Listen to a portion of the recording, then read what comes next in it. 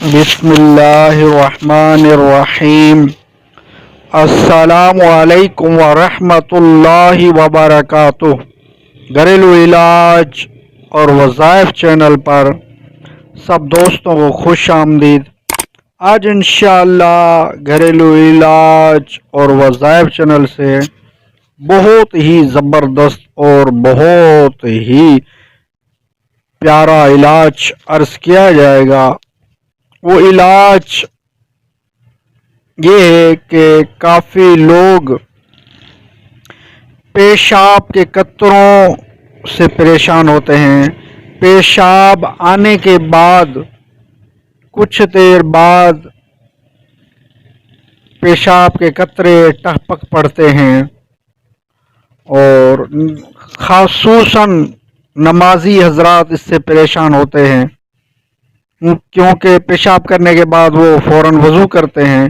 وضو کرنے کے بعد پھر وہ قطرے ٹپکنا شروع ہو جاتے ہیں۔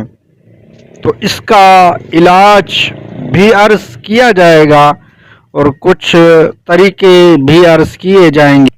طریقوں کی طرف بڑھنے سے پہلے یہ کہ جو گھریلو علاج اور وظائف چینل پر دوست نئے ہیں وہ چینل کو سبسکرائب کر لیں، بیل آئیکن کے بٹن کو دبا لیں، تاکہ جب بھی گھریلو علاج اور وظائف چینل سے ویڈیو بنے تو اس کا نوٹیفیکیشن آپ کو ملتا رہے۔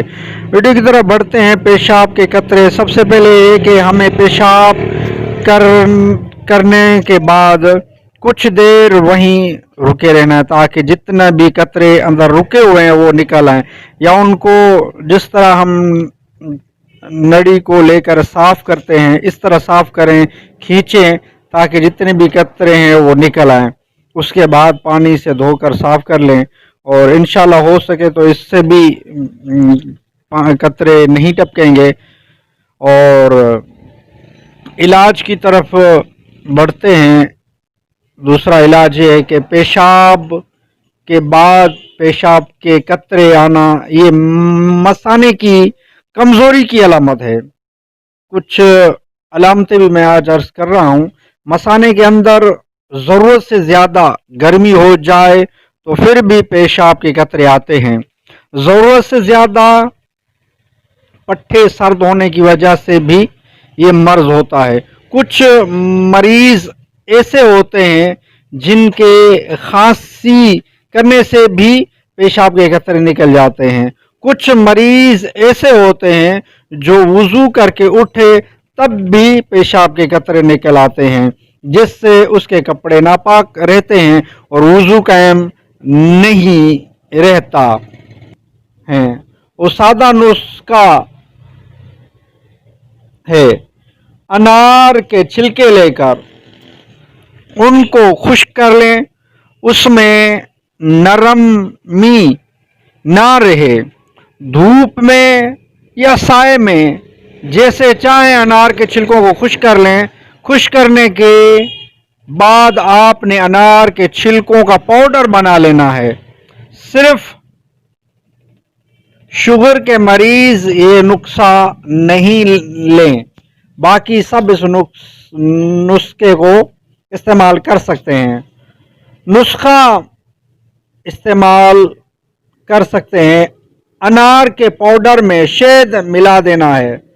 100 گرام انار کا چھلکا ہے تو اس کے اندر آپ 2 چمچ شہد کو ڈال لیں۔ یہ معجون بنانے کے بعد 1 چمچ صبح اور 1 چمچ شام کو کھانے کے 1 گھنٹے بعد پانی کے ساتھ لے لیں۔ پھر اللہ کے فضل سے یہ جو مسائل بتائے ہیں، پیشاب کنٹرول نہ ہو تو معدے کی خرابی، خواتین میں لیکوریا وغیرہ، انشاءاللہ ایک ہفتے کے اندر یہ کنٹرول میں آنا شروع ہو جائے گا۔